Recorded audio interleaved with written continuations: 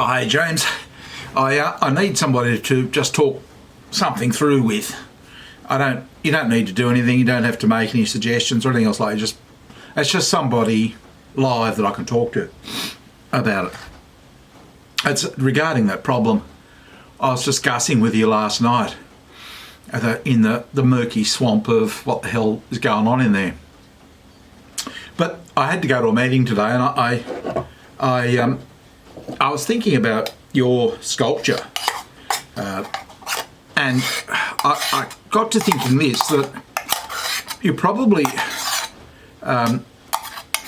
it seems from what you were saying is you went down one track of coming up with some sort of product and then selling multiple copies of it, actually mass producing art. I got it into those terms. I thought, I don't know how successful that would be, but and I thought about it, and I thought it's just one option. And I thought about your work, and the salt and pepper shaker came to mind, and I thought, well, there's a couple of options with that. I mean, that was just, with something functional and artistic at the same time. I thought it was rather good, but I thought, what? You've got a couple of options. You could just send it around to companies, for example, and sell it. Sell the design. Do you want to make this? And they make it out of however. Okay, that's just one thing that came to mind. The other one was you could make a limited number with for high-end shops, perhaps, or salt and pepper shakers. Okay, it's, probably. I'm not suggesting this is what you should do or you want to do. I'm just discussing the thought processes that throw up options in different ways you could go for solving my own problem, actually. But I was couching it in terms of yours. I find that it's sometimes better to look at somebody else's situation rather than your own, that way, and then you sort of see your own problem, a solution to your own problem out of the corner of your eye. So that's what I got to thinking. Yeah, well, I can imagine. So I thought, your real problem is in the selling. It's not in the manufacture at all. Whereas you would probably have gotten to the point of thinking, how do I produce, how do I manufacture that many things? But your real problem could have been you just really don't know how to sell it. Okay, you can make it and what have you, but you don't know how to sell it. So, I don't know, but it's really just to say there's the complexity of a situation that, you really don't know what the problem really is. One layer it seems like, I didn't have the capital to set up a foundry and do this and blah, blah, blah. But when it gets right down to it, you probably don't need the capital, you probably don't need a lot. What's to stop you sending off a photograph of your salt and pepper shakers, for example, to a manufacturer somewhere, or to 10 or to 20 or to some sort of agency that deals in that sort of thing. I mean, what's to stop you, really? I mean, you've got the salt and pepper shakers there, you've got a camera, just go click and send it, bang, done. Put a nice little letter with it, and what your plan is or whatever. I mean, there's nothing to stop you. You could do that, couldn't you? Very simple, but yet you won't. You can't, for whatever reason, because something is stopping you. And so anyway, I thought through all of that, and I came back to this little thing that this hair that's sort of like, it's just, go away, it's annoying me. Something's bothering me. Interesting enough, that's the right-hand side of my mind that I just pointed to. Not this side, no, that side. So I actually knew, yeah. And I got to thinking, based on what, there was nothing else to do. I was just riding over town thinking all of this. It was just running through my mind. And I got to thinking, I had that same sort of niggling feeling with cancer. But just because it's this niggling little feeling, like it's just a little hair just tickling away there, something, go away, doesn't mean to say the problem is small. Like cancer was quite a process to remove it. But the warning is just, and what I think it is, and this is just occurring to me as I say this, it's actually the right brain saying, oh, excuse me. It's really, it's sensitive, but I mean, it's not like it, oh wait, come here. No, it's more like, excuse, and it's tapping. It's just so that niggling little feeling I get is actually my right brain saying, no, I think you've got problems here. I've just noticed, a few things are disastrously wrong, and the left brain is dismissive of it. Yep, shush, busy, man at work.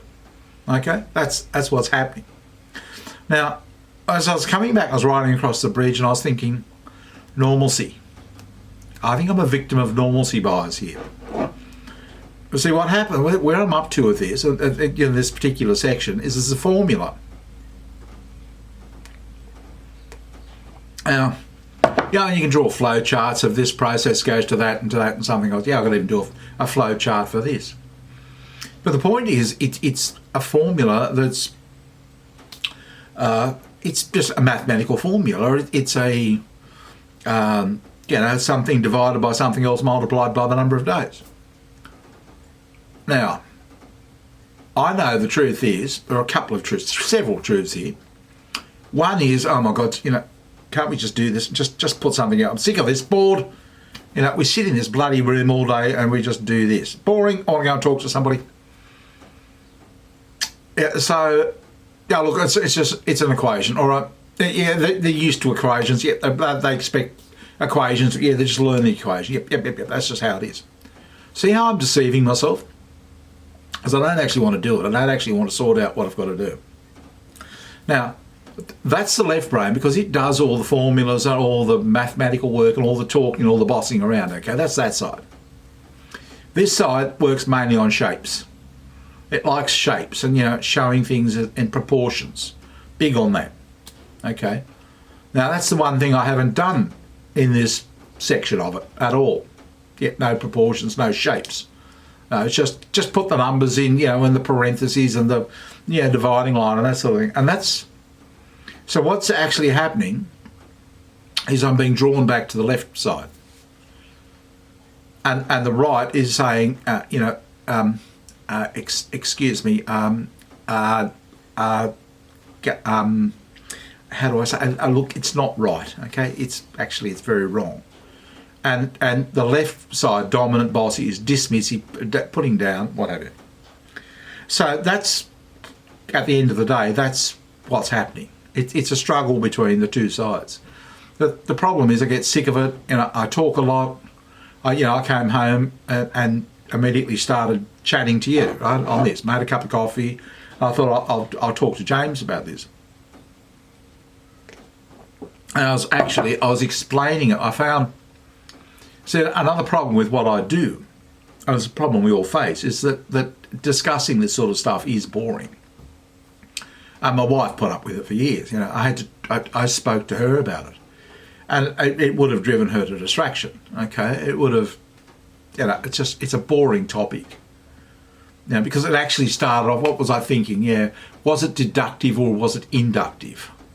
Deductive where you set out sort of where you want to get to first up, and then versus inductive where you work up to it and you come to the conclusion at the end. Yeah. So I started thinking that it's got nothing to do with that. It's actually all got to do with the right and the left brain. And the right, I'm working with shapes. All throughout, there's shapes. They're not, I call them diagrams, but it's the shapes. It's really, I'm putting different shapes together, which is all right brain activity. But I have to talk about it at the same time, which is left brain activity. And the right brain, it's that dilemma. It's always been that dilemma. It's interesting though, because I haven't really discussed it with anybody or fronted up to it for a long time. So now I've just come into it fresh and I can see it. I was living with it for years before. Yeah, but that's you really have to basically, I think, get the shapes right first and then just talk about them. But what I end up doing is doing it as I work through it. I haven't sort of thought about it in advance. Like I've got it all figured out in my mind now, for what I'm going to put there, and what will come out will be similar to what I have in mind. There are problems with that too. I used to try and do that, and I'd end up changing it. It used to drive my wife mad. She'd say, we decide to do it some way and go a certain way, and then you go away and change it. Yeah, because what happens is when you get down away from the left brain, me talking and her talking, and you get into silence just with the computer, the right brain, starts to say, wanting to do things. The left brain gets imposed. So it's lots of fighting and arguing, if you know what I mean, with yourself and with her. So I don't know, but it's helped. It just helps having someone to discuss it with. But yeah, I'd say that's what it is. It's this niggling feeling. It's really my right brain saying, you got problems here. It's not right. Because it can clearly see. It's just all, and dividing something, like a lot of formulas, you learn them and regurgitate them and forget them as soon as the exam's finished. But I don't want to do that. I actually want it to make sense. And there's a second reason for that is because if it makes sense, if it's just so obviously logical, you'll read it and keep reading it. You say you move from one and you keep turning the pages, you keep going. If it doesn't make sense, you get bored with it because, it's a formula about what, it just becomes all numbers and lines on a page. Meaningless. I mean, you can, if you stop and really think about it, you can, but what you're actually doing in that case, what you need to do is put it into some sort of shape. You need to convert it from numbers and lines, like dividing lines, whatever, into a shape. Well, I don't know whether everybody does that, but I mean that is the easiest way to do it because mathematics can all be expressed in shapes. But you need to convert from numbers to a shape. And once you see the shape, it's very, I suppose that's the thing, So that's what I'm doing, converting from, debits and credits, and, it's like, oh my God. I mean, you heard me talk about it last night. It would take you, it probably sounded impressive.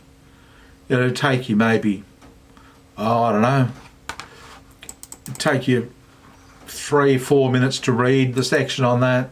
You do a little exercise to, you debit this, you credit that. It probably take you 20 minutes to get to that level. I'm serious. Accountants spend years. But I reckon about 20 minutes. The way my thing goes, and you'd be able to talk about debits and credits. That's a credit, that's a debit.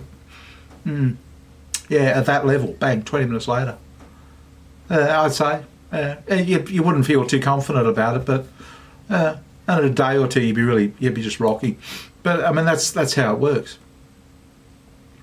So I'm sorry, that's even you. That's you don't need any background. There's no reason why you can't do it. No, it's just you'd be a little bit nervous at first, so it works like this, works like that, and then you get your confidence up. It's like riding a bike quickly.